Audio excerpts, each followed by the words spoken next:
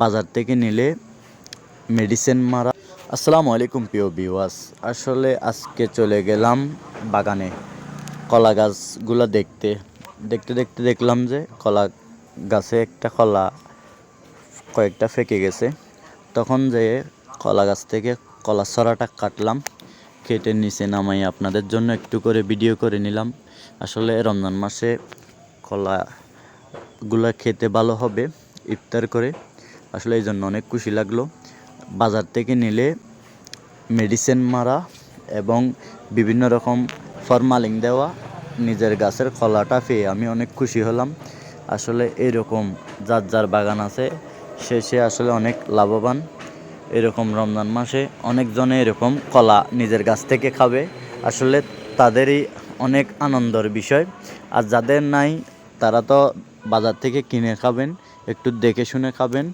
আর বিস্তারিত ভিডিওটা দেখে ভালো লাগলে লাইক কমেন্ট শেয়ার করে দিবেন এবং ফলো করে পাশে থাকবেন।